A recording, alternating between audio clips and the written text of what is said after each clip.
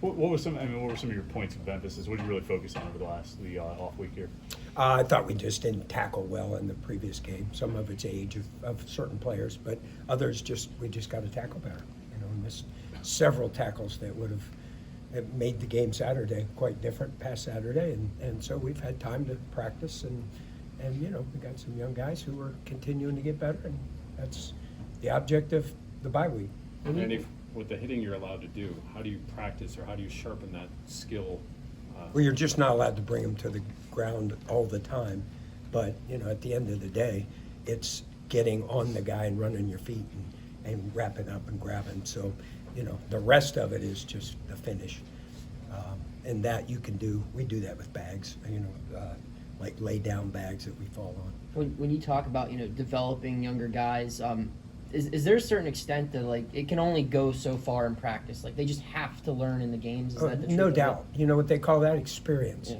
And when you look at guys, you go, wow, they're young, or wow, they're old, and experience matters. And it matters more in situations where things aren't going well, and guys gotta, guys have been there before. They react differently. Young guys sometimes, it's like, oh geez, what do I do now?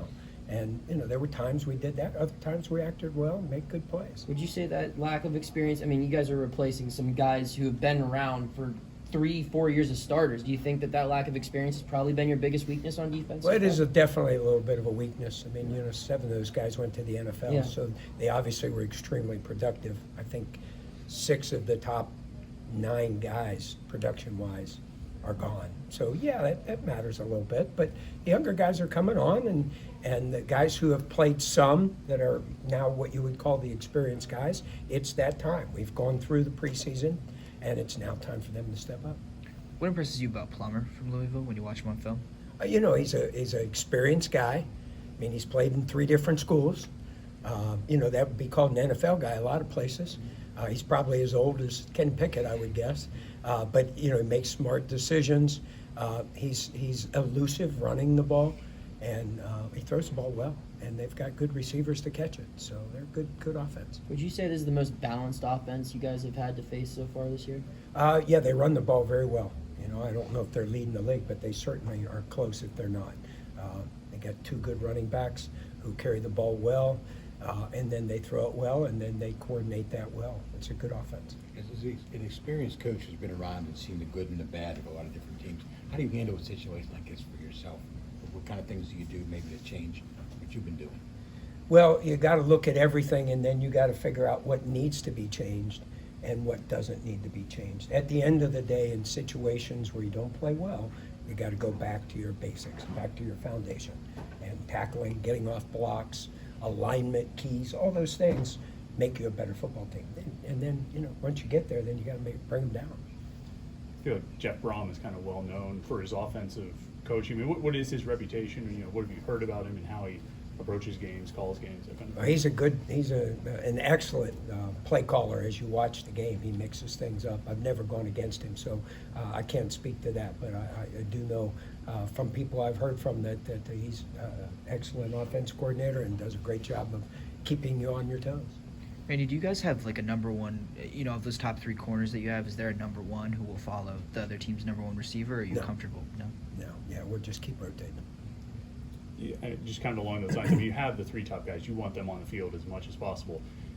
Does your mind ever wander to guys like Noah Bigelow or Alan Gandy, hey, we should probably get these guys some snaps? Not that you're thinking ahead to next year, but you have 3 seniors at corner getting all of the snaps. I mean, do you look for opportunities for those guys? No, the 3 best guys are going to play and if the 4th guy was in that mix, he would rotate in a little bit. At this point, though, those 3 guys are the 3 starters, so there's not enough reps in the game for those 3, let alone, adding a 4th at this point. Sure, you would love to, but it's just not the way it works, unfortunately. Dan Primo is now the starter at defensive end. What led to that decision, and what have you seen from him this season? He made more plays last week. It's a weekly thing, and the best player, the one who makes the most plays, the most productive players play. And then the other guys obviously rotate in, and the same thing at corner. The most productive 2 guys will start this week, and it'll continue to be a battle every week. It seemed like Dayon had a chance at, I don't know how many sacks on in tackles behind the line of scrimmage at Virginia Tech.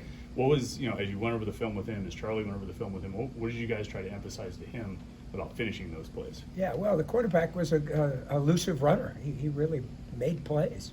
And I think the big thing is just got to wrap up. You just got to keep moving your feet and wrap up, and then we got to have 10 more guys there to make the play, because with a guy like that, you're not going to make it by yourself many times. Does the intensity ratchet up this when the team is going through a rough time, either in meetings or in practice? Is there more in intensity there around the situation? I'd like to think every day's an intense day for us.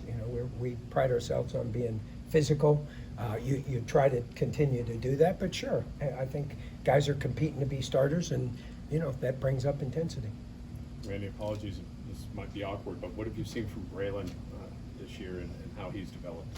Braylon has continued to get better every week. Nothing awkward about it. He just got to keep working.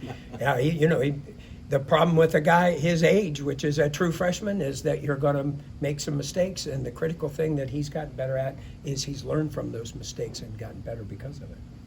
Kind of with all your inexperienced guys, whether it's the safeties or some of the young linebackers, can you look at game 1 and game 5 and see that not the same mistakes are being made that were made in game 1 are not being made in game 5? Yes, yeah, I certainly can. I think the big thing that we probably, like I said before, is tackling. Just got to tackle better.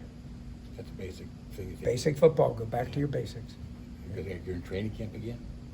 Every day's training camp when you got young guys. Anything final for Coach?